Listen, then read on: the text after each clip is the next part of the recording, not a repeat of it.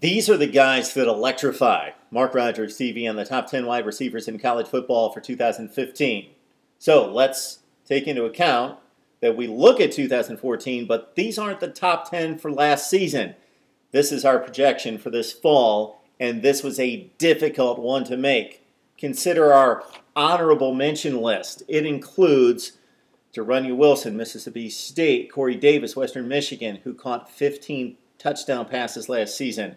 Mike Dudek from Illinois, going to miss half the season this fall, unfortunately, but what a freshman campaign for him. Leonte Carroo from Rutgers could have gone to the NFL. The dynamic duo of Deshaun Hamilton and Geno Lewis from Penn State. You got Josh Doxson, great athlete from TCU. Katie Cannon, who joins his teammate right there, but just misses the list out of Baylor. You got what I believe is the best wide receiver core in college football at Texas A&M in Speedy Noyle, Ricky Seals-Jones, and of course Josh Reynolds coming off 13 touchdowns in 2014, but none of them quite made the top 10. Juju Smith from USC, Sterling Shepard from Oklahoma. Okay, those are the honorable mention. Let's run down the top 10. Let's start at number 10, and let's go to South Bend with William Fuller.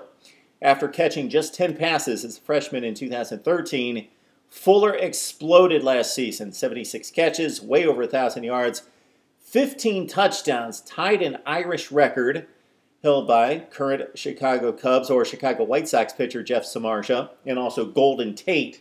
So great company for William Fuller. But his season could have been even better. Dropped a lot of key passes. One down the seam against USC early in that game. Could have kept the Irish in the game. They were blown out by 35. He caught 76 again, but he had some key drops. He's going to get better this season coming into his junior campaign. William Fuller at Notre Dame. Keep in mind, though, the stats are going to be difficult for him to duplicate. The Irish lose the passer in Everett Golson and go with the runner in Malik Zaire. Case in point, William Fuller against LSU in the bowl game, with Zaire playing about 90% of those snaps, caught just 5 passes for 57 yards against LSU. Okay, number 9, Nelson Spruce, a guy that I'm trying to give some pub to because the Buffs have been awful. 4-32 since they joined the Pac-12, 0-9 last season, and lost some heartbreakers. So because of that, Nelson Spruce says, I want to be more of a leader. This is where I can improve in intangibles this season, is to become a leader off the field, because I saw the disappointment, I saw the frustration, I saw the heartache after these tough losses in Colorado. So I need to be a vocal leader for this football team to get us over the hump and win some games in the Pac-12. Nelson Spruce, the tangibles are amazing. 106 catches, 12 touchdowns, coming off 55 the year before. 12 touchdowns, 106 for this offense. The Buffs are going to score some points this year, led by Nelson Spruce. He hit the weight room and said, I'm going to be a better wide receiver this year as well. Hit the weight room, says, I can beat press coverage better in 2015, and also I'm going to be more explosive out of breaks. Nelson Spruce, Colorado, number 9.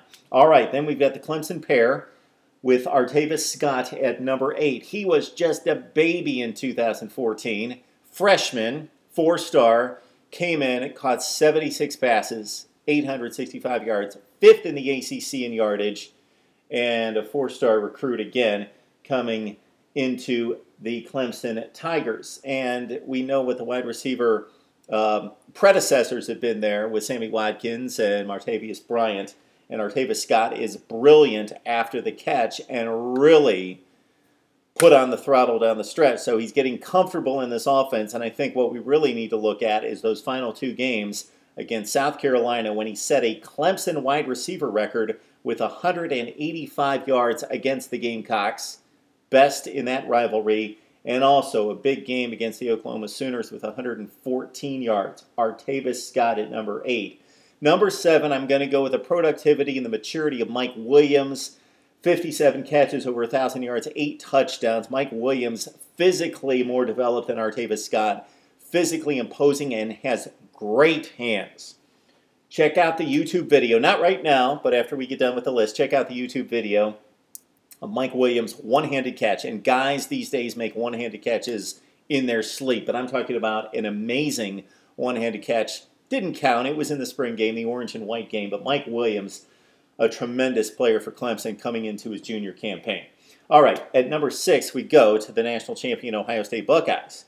And of course, Michael Thomas's first game and needed contribution, much different right now than what it was projected to be about a week ago.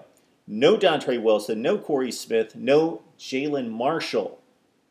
So Michael Thomas did lead the Buckeyes in receiving last year, 800 yards, 9 touchdowns. Go to YouTube and check out his catch against Alabama in the semifinal game at the Sugar Bowl. Amazing body contortion to get the foot down, make the hands catch between the defender's hands.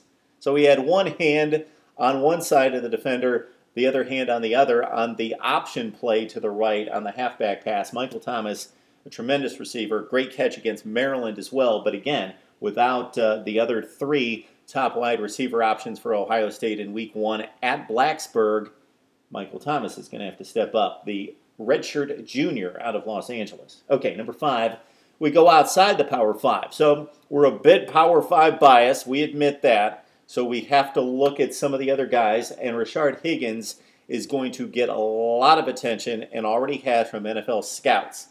96 catches, 1,750 yards, 15 touchdowns. Now, his stats this season, and we're not, keep in mind, as we go through these lists, we're not projecting the best in terms of numbers or stats. We're just saying these are the 10 best wide receivers 1 through 10. So Rashard Higgins, his numbers are going to take a hit this year. I don't think there's any question about that. He loses his quarterback, Garrett Grayson, to the New Orleans Saints, loses coach Jim McElwain, who's going to Florida. Nick Stevens, his new quarterback most likely, in a quarterback battle in Fort Collins right now, is not going to be able to get him the football in a similar fashion as Garrett Grayson. Okay, that's just the way it is. But this kid can do it all. Like, he is polished across the board. The hands, the moves, the route running, the deep ball, the possession threat, he can do it all. Rashard Higgins, Colorado State at number 5. Laquon Treadwell, we know the hype that he brought to Ole Miss with that 2013 recruiting class, and he has lived up to it when on the field. 72 catches as a freshman, caught a lot of stuff underneath, only about 8 yards per reception. Got downfield for Bo Wallace last season, caught 46, and almost a game-winning touchdown against Auburn. We know what happened. Chris Frost caught him, broke the tibia. Laquon should be good to go this fall. We see him on Twitter and YouTube and Facebook doing backflips off a trampoline. Now, Hugh Freeze can't like seeing that, but it's good to see that Laquon Treadwell is healthy.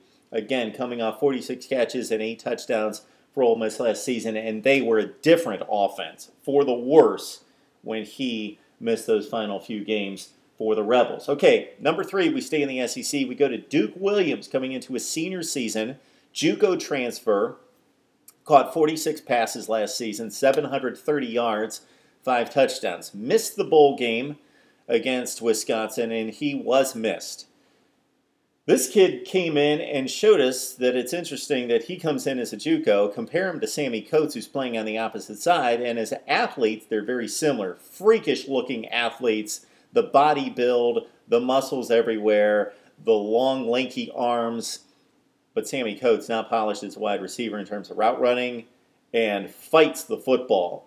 Duke Williams can use a little bit more polish in terms of route running, but he's got fluid hands and plucks the football out of the air. He is a natural catcher of the football. Duke Williams, Jeremy Johnson, I can't wait to see those guys get together, because when they did, the one game that they played together against an SEC defense, Arkansas, in the opener last season, Duke Williams went off, 7 catches for $154 and a touchdown against the Hogs, a very good defense. So Duke Williams at number 3 out of Auburn, top 10 in the nation. All right, we go to Baylor. We mentioned Katie Cannon, love him.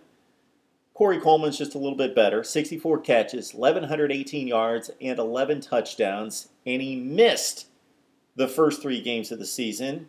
And if you know anything about Baylor's schedule, that's obvious. 3 cupcakes. He could have caught 8 or 10 or 12 passes per game, could have padded that up to about 90 catches. He had 1,100 plus yards. He could have ripped off another 400, 500 yards. He would have had ridiculous stats, but hamstring injury, missed the 3 cupcakes, coming back for his season. And again, this is a kid that if you watch the Michigan State game, the no-fly zone secondary, they couldn't keep up with Corey Coleman. 7 catches for $150 against Sparty and those NFL defensive backs. He is awesome. Not quite as polished and good, though, as our #1 candidate. And again, maybe not necessarily will have the best stats because there's a number of factors working against Pitt's Tyler Boyd. Look at this comparison. It reminds me of when Jordan Matthews was at Vandy catching 110, 115 passes and nobody else caught more than like 15. Tyler Boyd last season caught 78, 1,261 yards. I believe he had 12 touchdowns. Tyler Boyd, 78. Next receiver on the Pitt team caught 21, 201 yards, and he's gone. So Tyler Boyd comes back with his almost 1,300 receiving yards, and the next player coming back had like 21 yards receiving. Tyler Boyd also plays in a run-heavy offense. They actually ran it twice as much, exactly twice as much as they threw it last season. Chad Voitic is getting better as a quarterback off his sophomore campaign, so they threw it a little bit more down the stretch, but only averaged 23 passing attempts per game, and most of those went to Tyler Boyd. So all that's working against him, but he is an NFL-ready wide receiver in every conceivable way. He is a great player. Again, the stats aren't necessarily going to show it. Plus, he's going to miss the first game of the season. DUI against him, so he misses the game against Youngstown State. Run-heavy offense, but Tyler Boyd, the best wide receiver in college football. This was a difficult list to come up with. Would love to hear where we could have missed it, where I should have had somebody higher, lower, or on the chart or off the chart. Need to hear from you. Top 10 wide receivers in college football right here on Mark Rogers TV.